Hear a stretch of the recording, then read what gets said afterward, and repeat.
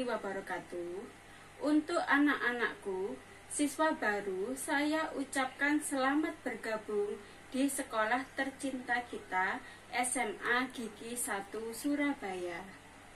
Nah, bagaimana kabar kalian hari ini? Ibu berharap kalian baik semua, walaupun dalam kondisi pandemi COVID-19, kalian belajar di rumah saja, tetap semangat, tetap berpikir positif, tetap berprestasi, dan jangan lupa jaga kesehatan dengan selalu mengikuti protokol kesehatan yang telah ditetapkan oleh pemerintah. Nah, sebelum saya menyampaikan materi MPLS pada kesempatan hari ini, perkenankan Ibu untuk memperkenalkan diri. Ibarat pepatah, tak kenal maka tak sayang. Nama Ibu Fitri Sulistianing Tias. Kalian bisa memanggil Ibu dengan panggilan Ibu Fitri. Nah, di SMA Gigi 1 Surabaya, Ibu mengajar mata pelajaran PPKN. Setelah kegiatan MPLS ini berakhir, kalian akan belajar bersama Ibu Fitri pada kegiatan pembelajaran mata pelajaran PPKN. Nah, pada kesempatan hari ini, langsung saja saya akan memaparkan materi tentang wawasan wiyata Mandala. Sebelum Bu Fitri memaparkan lebih dalam materi tentang wawasan wiyata Mandala, apakah kalian tahu apa itu wawasan wiyata Mandala? Kalau belum tahu, mari kita ulas bersama-sama pengertian dari wawasan wiyata Mandala. Wawasan wiyata Mandala itu terdiri dari 3 kata. Yang pertama adalah wawasan, yang kedua adalah wiyata, dan yang ketiga adalah mandala. Yang artinya, wawasan berarti pandangan, wiyata berarti pengajaran, dan mandala berarti lingkungan. Sehingga wawasan wiyata mandala dapat diartikan cara memandang sekolah sebagai lingkungan pendidikan dan pembelajaran. Nah, maksudnya, setiap pihak yang terlibat di dalam dunia pendidikan berkewajiban untuk menciptakan sekolah sebagai pengemban utama misi pendidikan dan hendaknya hanya digunakan untuk tujuan pendidikan. Jadi, diharapkan seluruh siswa dapat berperan aktif dalam meningkatkan fungsi sekolah sebagai lingkungan pendidikan. Di sini, aktivitas dan kreativitas siswa sangat diperlukan untuk menciptakan sekolah sebagai masyarakat belajar, tempat saling asah, saling asih, dan saling asuh, yang dibimbing oleh kepala sekolah dan guru yang dapat mendorong semangat dan minat belajar dari siswa. Hal yang sangat penting bagi siswa adalah dapat mendudukkan dan menempatkan diri sesuai dengan fungsinya sebagai warga wiyata. Nah, menilik kembali dari kegiatan MPLS yang dilaksanakan di SMA Gigi 1, yakni bahwa kegiatan MPLS ini merupakan sarana integrasi, pengenalan, dan penggalian kreativitas dari murid baru, sehingga sekolah dapat semakin mendampingi dan mengembangkan bakat-bakat dari siswa dan siswinya, karena melibatkan banyak pihak, mulai dari kepala sekolah, panitia MPLS, bapak ibu guru, OSIS, dan semua warga sekolah.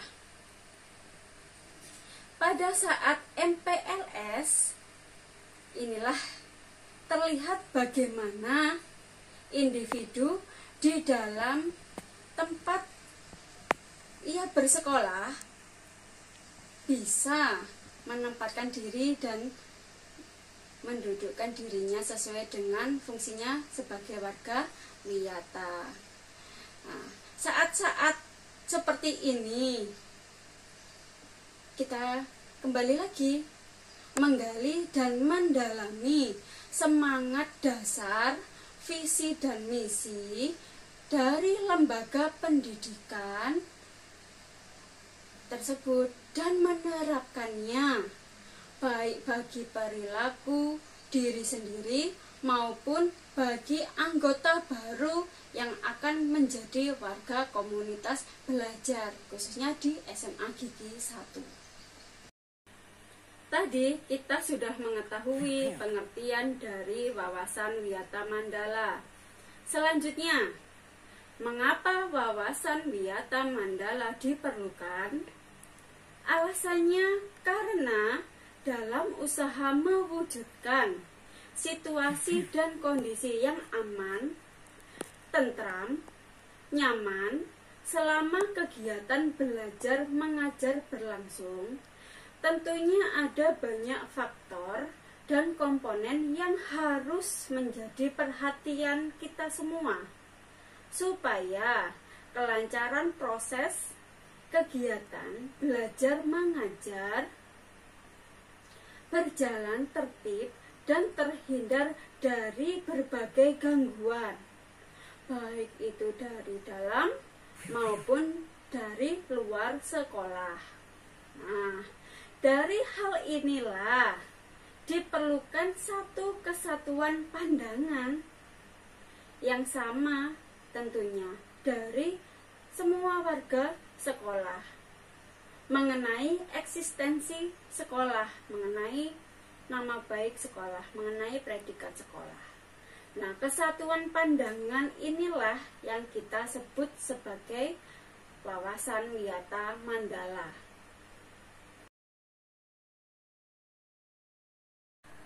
Yang selanjutnya ada tahap mekanisme pelaksanaan dari wawasan wiyata mandala, yaitu ada tahap preventif, ada tahap represif. Kalau preventif sendiri adalah upaya untuk pencegahan. Jadi sebelum suatu masalah yang kiranya merugikan sekolah itu terlebih dahulu kita cegah. Apa saja tahap preventif? Tahap preventif itu yang pertama memelihara sekolah melalui 7K. Nah, nanti kita bahas 7K itu apa saja. Lalu menciptakan suasana yang harmonis antara warga dan lingkungan sekolah. Lalu membentuk jaringan pengawasan atau jejaring pengawasan, berarti ada pihak-pihak keamanan yang menjaga sekolah. Lalu menghilangkan bentuk peluncuran. Kalau dulu namanya peluncuran pada saat MOS, kalau sekarang kan MPLS. Jadi MPLS itu lebih ditekankan kepada kita mengenal lingkungan sekolah kita bagaimana. Jadi tidak ada seperti bullying dan lain sebagainya, senior, junior, tidak ada yang seperti itu. Itu pencegahan dari tahap preventif. Nah, lalu mengisi jam kosong dengan kegiatan ekstra kurikuler. Jadi mengisi kegiatan kalian dengan kegiatan yang lebih bermanfaat. Kalau di sekolah kita sendiri, di sekolah SMA Gigi 1 sendiri, ada banyak sekali ekstrakurikuler yang bisa kalian ikuti. Ada dayung, ada tari tradisional, ada PMR, ada paskib, dan banyak sekali. Ada modern dance, ada cheers, banyak sekali pokoknya. Nanti bisa kalian ikuti setelah kalian masuk sekolah. Maksudnya kalau sudah pandemi COVID-19 ini sudah berlalu, insya Allah nanti masuk sekolah, kalian bisa ikut serta dalam kegiatan ekstra kurikuler. Lalu meningkatkan keamanan dan ketertiban saat masuk dan usai sekolah. Masuk sekolah bagaimana? Oh, ada kita sudah disambut oleh Bapak Ibu guru. Disambutnya bagaimana? Bapak Ibu guru berada di depan gerbang sekolah untuk untuk menyambut kita. Lalu untuk usai sekolah juga bagaimana? Nanti ada berdoa. Oh ya, untuk saat masuk sekolah kita jelaskan. Biasanya kalau kegiatan-kegiatan yang ada di SMA kita, datang ke sekolah disambut oleh Bapak dan Ibu guru. Setelah itu ada fingerprint. Setelah itu sebelum kita melaksanakan yang namanya pembelajaran di kelas, itu diawali dengan kegiatan-kegiatan yang bermanfaat terlebih dahulu, yaitu berdoa bersama, lalu ada menyanyikan Indonesia Raya sebagai lagu kebangsaan kita. Lalu di hari-hari tertentu seperti hari Selasa dan hari Kamis ada kegiatan yang namanya kegiatan literasi. Jadi untuk mengasah minat baca kita terhadap buku. Lalu ada mengaji bersama, itu bisa hari Rabu, hari Kamis, hari Jumat, seperti itu.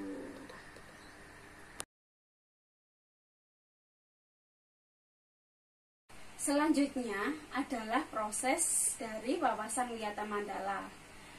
Untuk proses dalam wawasan wiyata mandala itu ada 3 proses yang perlu kita pahami. Yang pertama adalah mengetahui, yang kedua adalah mengenali, dan yang ketiga adalah mencintai. Nah, kita bahas yang mengetahui terlebih dahulu. Mengetahui dalam artiannya yaitu kita mengetahui lingkungan fisik dari sekolah. Lingkungan fisik dari sekolah ini dapat kita ketahui melalui penglihatan dari panca indera kita. Contohnya, mengetahui di mana lokasi sekolah kita, alamat sekolah kita, mengetahui tempat di mana ruang guru. Biasanya kalau misalkan ada panggilan, pasti datang ke ruang guru, harus tahu letaknya ruang guru di mana. Jadi jangan sampai nyasar-nyasar kemana-mana. Nah, terus mengetahui letak dari kelas kita, ini yang paling penting. Karena apa? Karena kelas adalah rumah kedua bagi kita. Karena apa? Mulai dari kita datang ke sekolah sampai menjelang pulang, paling banyak aktivitas dari kita sendiri yaitu dilakukan di dalam kelas. Harus tahu kelasnya, jangan sampai nyasar-nyasar ke kelas-kelas yang lainnya. Yang selanjutnya yaitu mengetahui letak dari perpustakaan sekolah kita. Lalu mengetahui di mana ruang kepala sekolah, mengetahui di mana kalau misalkan kita mau bayar SPP, letak dari administrasi. Terus di mana letak dari ruang BK, di mana letak dari ruang tata usaha, kita harus mengetahuinya juga. Di mana letak dari ruang kesiswaan, kita harus tahu juga. Lalu tadi perpustakaan, di mana letaknya. Dan kita mengetahui fasilitas apa saja yang ada di sekolah kita. Maka dari itulah perlu diadakan kegiatan MPLS. Jadi biar kita mengetahui betul tentang sekolah kita tercinta. Lalu yang selanjutnya adalah mengenal. Jadi sudah mengetahui letak dari suatu lingkungan fisik yang ada di sekolah kita. Yang selanjutnya kita, siswa harus mengenalnya. Berarti bagaimana? Ya berarti memahami seluk-beluknya, seluk-beluk dari sekolah kita bagaimana. Misalnya, setelah mengetahui letak dari kelas kita, harus dikenali kelas kita tersebut, apa saja yang ada di dalam kelas kita, dan bagaimana fungsinya, dan bagaimana cara memanfaatkannya. Nah, yang selanjutnya, selain kelas ada perpustakaan. Perpustakaan itu juga sangat penting bagi kita semua. Karena apa? Karena di dalam perpustakaan itu berisikan buku-buku yang menjadi sumber dari pengetahuan, sumber dari pembelajaran atau pengajaran yang akan kita terima di sekolah. Jadi kita harus mengetahui letak perpustakaan. Mengenal letak perpustakaan, harus dikenali apa manfaat dari perpustakaan, bagaimana caranya kita meminjam buku di perpustakaan, bagaimana cara kita bersikap di perpustakaan, bagaimana kita memfungsikan perpustakaan ini dan memanfaatkan koleksi dari perpustakaan. Nah, itu mengenal. Sama halnya, kita juga harus mengenal warga sekolah yang ada di lingkungan sekolah kita. Jadi tidak hanya kelas, tidak hanya ruangan saja, tetapi kita harus mengenali warga sekolah. Ada bapak ibu guru, ada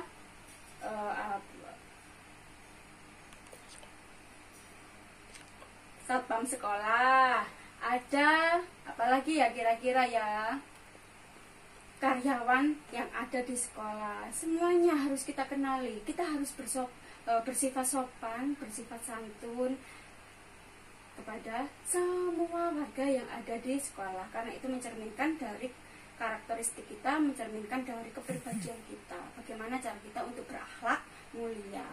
Nah, yang selanjutnya, ini yang penting ini, yaitu mencintai. Wow, kata-katanya sangat keren sekali itu.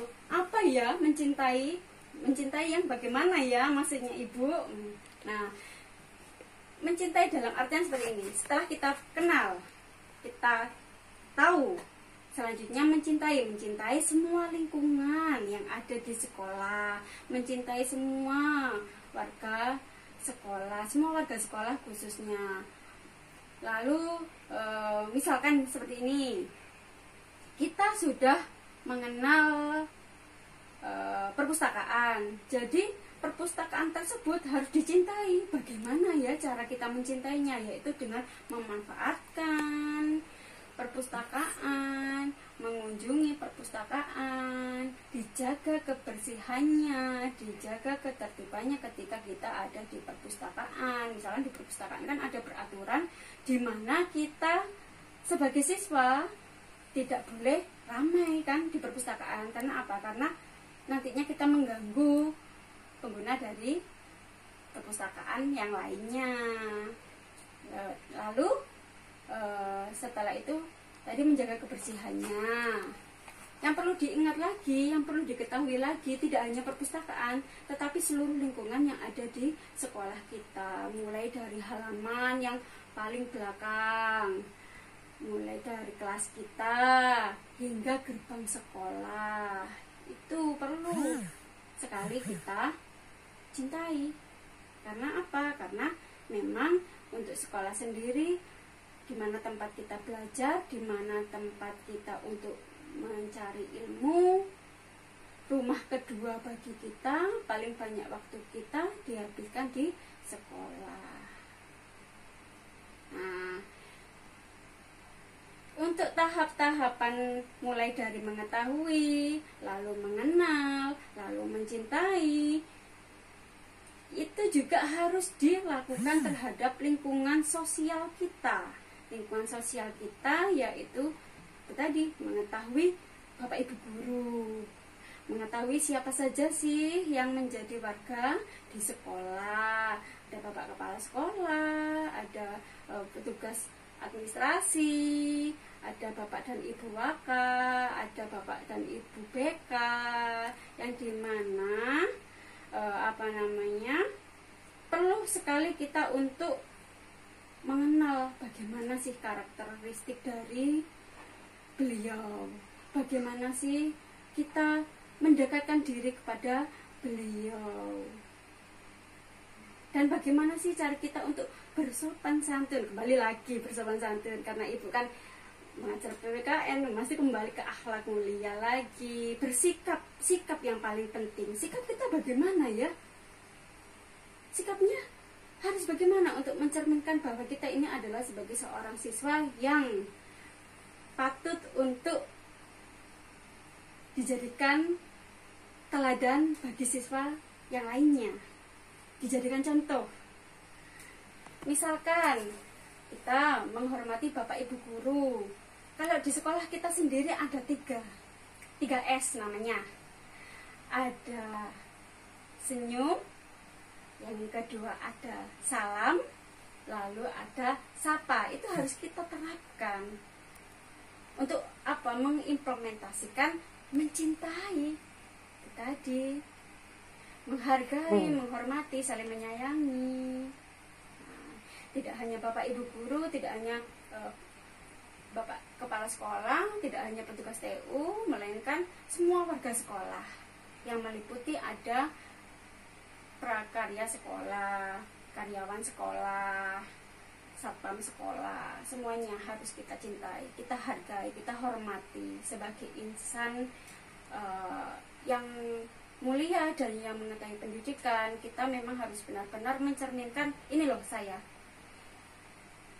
adalah seorang insan yang mampu bersaing dengan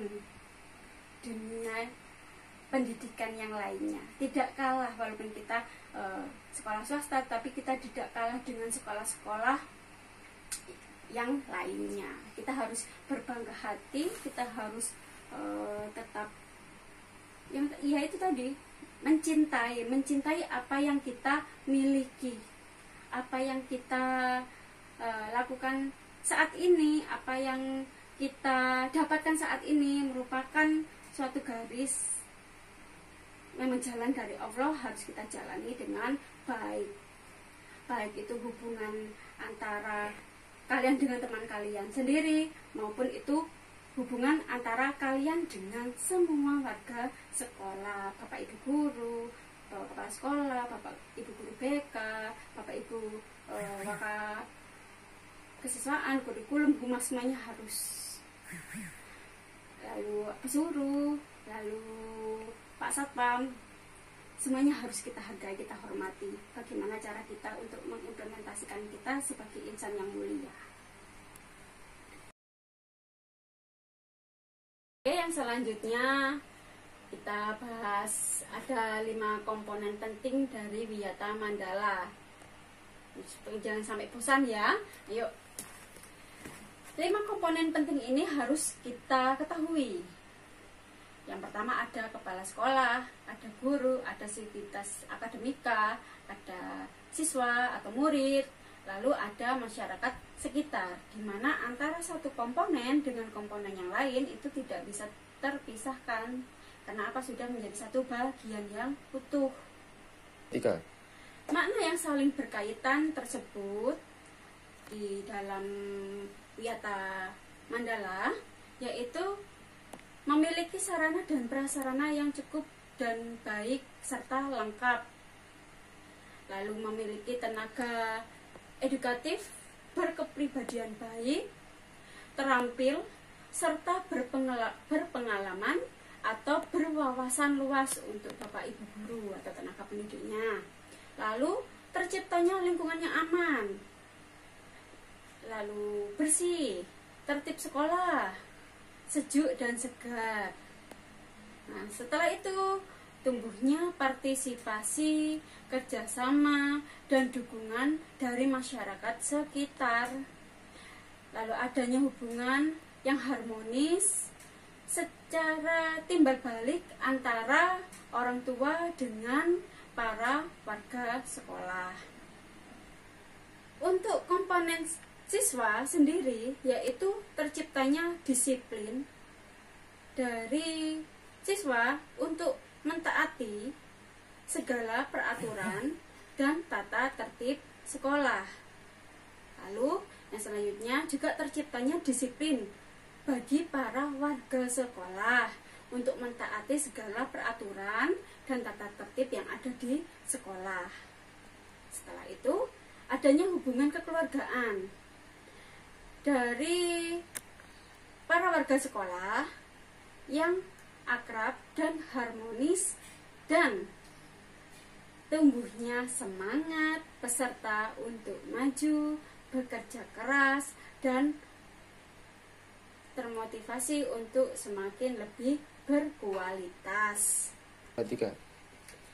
Apabila hal-hal tersebut terpenuhi dan terbina dengan baik, maka keberhasilan pendidikan akan terwujud dan menghasilkan calon generasi muda, membangun bangsa dan sumber daya manusia yang berkualitas sesuai dengan tujuan pendidikan nasional. Tiga. Yang selanjutnya, dari kelima komponen tersebut ada peran siswa. Yang ini peran siswa harus kalian pahami sebagai siswa, sebagai siswa dalam wawasan Wiyata Mandala. Perannya bagaimana? Peran siswa yaitu mentaati tata tertib yang berlaku di sekolah tanpa terkecuali. Nah, ini sekolah masuk pukul 06.25, berarti sebelum itu kalian harus sudah berada di sekolah. Jangan sampai terlambat. Itu contoh hal kecil untuk mentaati tata tertib yang ada di sekolah. Tiga. Mengerjakan tugas sekolah. Bagaimana peranmu sebagai seorang siswa? Kalau ada tugas dari bapak dan ibu guru, harus dikerjakan dengan maksimal, harus dikerjakan dengan sungguh-sungguh, harus dikumpulkan sesuai dengan deadline atau jadwal yang sudah ditentukan oleh bapak dan ibu guru. Nah, ini untuk mentaati tata tertib sekolah, bagian dari pendidikan anti korupsi yang ada di negara kita. Harus kita terapkan, harus kita implementasikan dengan baik, dengan sungguh-sungguh.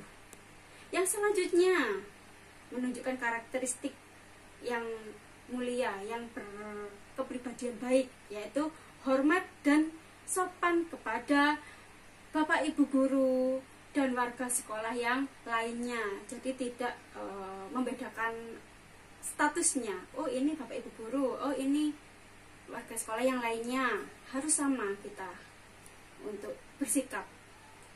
Lalu hormat dan sopan kepada teman.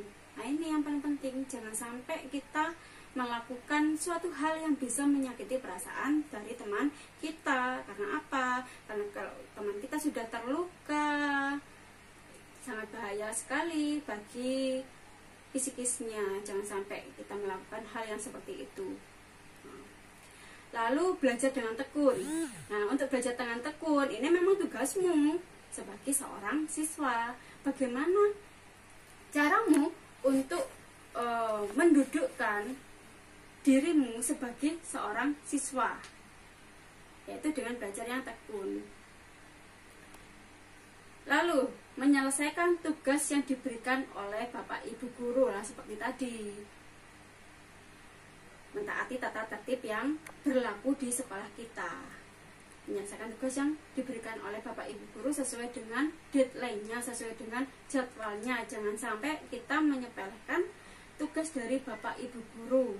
Semuanya penting, semua mapel penting. Kita harus bisa mengatur jadwal kita, bagaimana cara kita menyelesaikan tugas-tugas yang mungkin nanti dalam pandemi COVID-19 ini kita belajarnya melalui daring. Bagaimana cara kita menyikapinya, bagaimana cara kita untuk menyelesaikan tugas dari bapak ibu guru, dilakukan dengan ikhlas, tanpa beban. Insya Allah semuanya akan berjalan dengan mudah, berjalan dengan lancar, tidak ada beban. Nah, yang selanjutnya adalah menjaga nama baik keluarga dan sekolah pastinya, dimanapun kita berada. Misalkan kalau pulang sekolah, jangan main terlebih dahulu, pamit dulu kepada orang tua, paling tidak ganti-ganti baju terlebih dahulu. Karena apa? Karena seragam yang kalian pakai, karena atribut yang kalian pakai ketika kalian di sekolah itu mencerminkan identitasmu sebagai sebagai siswa dari SMA Gigi 1 harus bisa menjaga nama baik dari SMA Gigi 1 dalam bertingkah laku, dalam bertutur kata, dan lain sebagainya. Lalu menjaga dan memelihara fasilitas belajar dan mengajar. Ini sangat penting sekali karena apa? Seperti yang tadi Bu Fitri bahas, kita harus mengetahui, kita harus mengenali, kita harus mencintai. Ya, ini salah satunya yaitu menjaga dan memelihara fasilitas yang ada di sekolah kalian. Kalian sudah diberikan fasilitas. Ada AC, ada proyektor, ada LCD, ada papan tulis, ada meja belajar dan lain sebagainya yang ada di dalam kelas kalian. Itu kalian jaga, jangan sampai kalian malah merusak. Wes biarno wes iki duduk wekku dewe, jangan seperti itu. Karena apa? Karena fasilitas yang ada di sekolah itu bagian dari dirimu juga. Tuh. Lalu menjaga keamanan sekolah. Nah, ini bukan hanya tugasnya dari pihak keamanan saja untuk menjaga keamanan dari sekolah. Ini juga tugasmu sebagai siswa. Bagaimana sih agar suasana di sekolahmu ini tetap aman, tetap damai, tetap tentram. Jadi tidak mengurangi sisi baik dari sekolah kita.